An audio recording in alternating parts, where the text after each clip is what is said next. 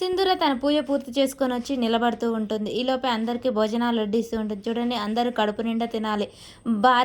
భర్తలు తిన్న ఆకుల్లోనే భార్యలు తినాలి. ఈరోజు భవతి ముందుగాల తినొద్దు సరేనా అని చెప్పేసి భవతికి చెంచలమ్మ చెప్తూ ఉంటుంది.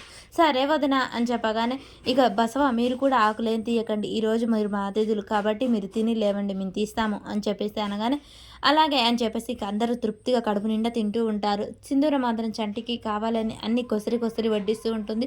తులసి మాత్రం ఎప్పటికప్పటికి సింధూర గమనిస్తూనే ఉంటుంది. సింధూర చంటి మీద చూపించే ప్రేమను చూసి తను చాలా బాధపడుతూ ఉంటుంది. ఈ విషయం చెంచలమ్మకు తెలిస్తే ఎక్కడ ఫీల్ అవుతుందో అని చెప్పేసి తులసి అయితే చాలా భయంతో అడలిపోతూ ఉంటుంది. ఇక సింధూర మాత్రం తన భర్తకు సేవలు చేయాలి అని చెప్పేసి చాలా కొసరి కొసరి వడ్డిస్తూ ఉంటుంది. అలా అందరం భోజనం చేశాక, బసవ మీరు ఏం ఆకులు తీయకండి, మేము తీస్తాము, భవతి మీరు మీ ఆయన తిన్న ఆకులలోనే తినాలి, మీరు కూడా అలాగే లేవండి అని చెప్పేసి అనగానే వాళ్ళు అందరూ అలాగే లేచి వెళ్ళిపోతూ ఉంటారు.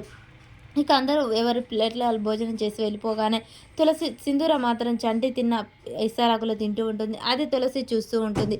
ఇక తన గదిలోకి వెళ్ళి, సింధూర నువ్వు చంటిని ప్రేమిస్తున్నావా అని చెప్పేసి నిలదీస్తూ ఉంటుంది. చెంచలమ్మ సింధూర గదిలోకి వస్తూ ఉంటుంది. చెప్పు అని చెప్పేసి గట్టిగా నిలదీస్తూ ఉంటుంది. సింధూరాన్నైతే తులసి గట్టిగా నిలదీస్తూ ఉంటుంది. నువ్వు చంటిని ప్రేమిస్తున్నావా అని చెప్పేసి అడగగానే, ఏంటమ్మా ప్రేమించకూడదా అని చెప్పేసి సింధూర సమాధానం చెప్తూ ఉంటుంది. ఈలోపే చెంచలమ్మ అయితే సింధూర గదిలోకి వస్తుంటుంది. మరి అలాగే శ్రీవల్లి తాలి విషయం కూడా బయటపడుతుందా? ఇవన్నీ చెంచలమ్మ విని చంటిని అర్థం చేసుకొని వీళ్ళిద్దరిని ఒకటి చేస్తుందా, లేకుంటే విజయమ్మ అన్న మాట నిజమవుతుంది అని చెప్పేసి వీళ్ళని దూరం చేస్తుందా? అసలు ఏం జరుగుతుంది అనేది మనకు ముందు ముందు ఎపిసోడ్లో తెలుస్తుంది.